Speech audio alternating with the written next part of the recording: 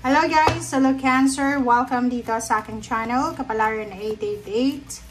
Welcome sa lahat ng subscribers and mga bago kong viewers sa aking channel na Kapalaran 888. Cancer, kung ano man tong katanungan mo sa last 2 weeks of May, ang sagot sa'yo ng Ganesh ay yes. It's a yes card, it's positive, it's confirmed. Okay, thank you Cancer. Tingnan natin dito sa second deck mo.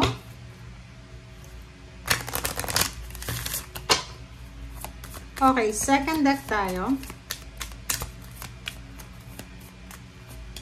Okay, loss. Wow.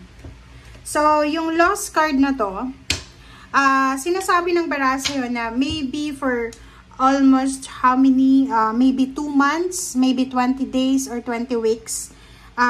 Marami ka sigurong pinagdaanan na losses, maybe nawalan ka ng trabaho, nawalan ka ng kapamilya, sobrang grief, so nag-grief ka siguro sa nawala sa'yo, sobrang sadness, and sa last 2 weeks na to ng May 2025, sinasabi na you are resurrecting, diba? Yung parang mabubuhay ulit.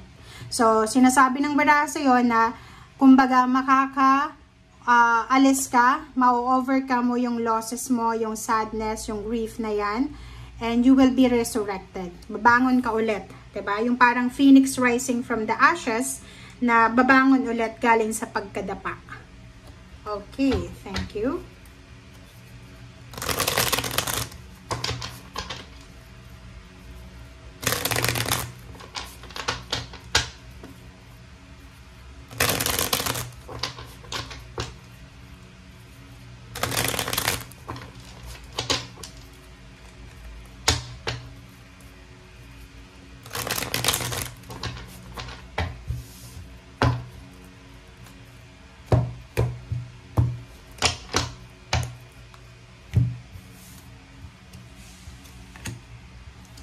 Okay, first 2 cards natin is 9 of Swords and 8 of Cups. So, yun. Cancer, sinasabi ng baraso yun na for almost maybe 9 months or maybe 9 years, 9 weeks, 9 days, naka-experience ka ng 9 of Swords. Yung 9 of Swords is maybe sleepless nights, negative thoughts, negative emotion, parang toxic, diba? Yung parang hindi maganda yung relationship mo with your family, with your friends, nawala ng trabaho, nawala ng negosyo, nawala ng mahal sa buhay, nanakaw yung pangarap, nanakaw yung posisyon sa trabaho. So, maraming, kumbaga, pinagdaanan ka dito na feeling helpless, feeling alone na sitwasyon. But, sinasabi ng baraso sa'yo na for the last 2 weeks of May, sinasabi sa'yo dito na you're on 8 of Cups na. So, you're moving on, you're abandoning the 9 of Swords. So, pwedeng ina-abandon na mo na. Nag-emotional withdrawal ka na dyan sa sitwasyon na yan. So, wala ka nang pakialam. Wala ka nang, kumbaga, oras para ibigay dyan sa energy na yan na alam mo na hindi na para sa'yo.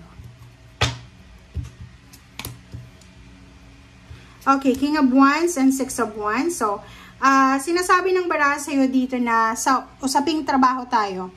If you are working and if you are manifesting, like for example, King of Wands, like trabaho or higher salary, higher position, or mga payments or payouts or bonuses, sinasabi ng barahan na makukuha mo dyan by the end of the month.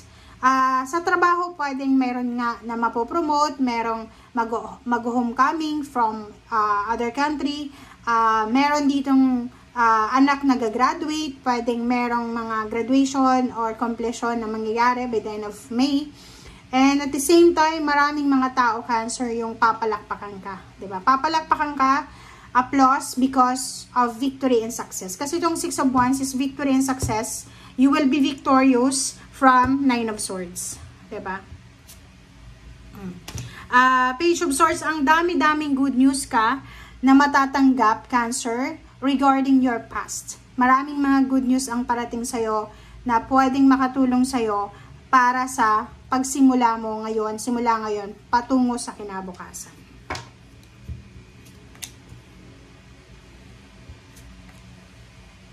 Okay, next 2 cards natin is Queen of Pentacles and 3 of Pentacles. So, for the next 2 cards na to, sinasabi ng baraha sa'yo na isang negosyo or isang additional income, additional source of income, ang posibleng magdadala sa'yo ng Queen of Pentacles. Yung Queen of Pentacles, guys, is overall stability yan sa usaping pera. So, ibig sabihin, you will feel empowered, lalo na sa usaping pera, sa pamamagitan nito. So, halimbawa, Cancer, mayroon kang naiisip na negosyo or may negosyo ka na sa ngayon, posibleng out of the blue, 'di ba? Hindi inaasahang pangyayari, biglang yung matumal na negosyo naging, 'di ba? Naging hit na naman, 'di ba? So, wala tayong control sa sitwasyon. Ganun talaga ang buhay. Dumadaan tayo sa pagsubok, minsan mababa, minsan nasa taas, minsan nasa ilalim, minsan nasa ibabaw. So, dito sinasabi ng baraha sa iyo na isang collaboration, isang partnership, or isang business, or anything na tandem sila, okay, with someone else, na pwedeng pagkakitaan, source of income, ang makakatulong sa'yo para makuha mo yung financial freedom, stability, and balance. Okay. Okay, next two cards natin is Page of Cups and the Moon. So, sa usaping relationship tayo, if you are single, medyo, kumbaga, namumroblema ka para sa emotion mo. May mga single dito na medyo may edad na sila, na Cancer na, yun lang, natatakot sila baka tumandang dalaga, tumandang binata na hindi na nila matagpuan yung kanilang twin flame or love life. So, dito sinasabi ng baraha, huwag kang matakot. Harapin mo ang takot kasi, alam mo, kahit, di ba, may mga tao na gustong mag-asawa pero hindi talaga nakakapag-asawa. May mga tao na parang minamanifest nila yung emotional stability, pero wala talagang stability na nangyayari. So, yun. Dito sinasabi sa iyo ng baraha, Cancer, na acceptance. Acceptance ang kailangan natin gawin. And last card mo dito is Four of Swords. And yun, sinasabi ng baraha sa Four of Swords na these last 2 weeks of May, napaka-importante to para sa iyo. Take a rest.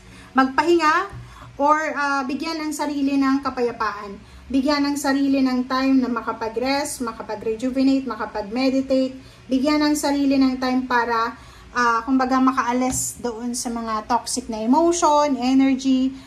So, kailangan mo, Cancer, na bigyan ng sarili mo ng time na, parang self-love to. 'Di ba? Wag puro ibang tao, wag puro pamilya, wag puro yung trabaho. Make sure na unahin mo din yung sarili mo. Mahalin mo yung sarili mo. Ibigay mo yung para sa'yo. Fight for your own happiness. Okay? Own happiness. 'Di ba?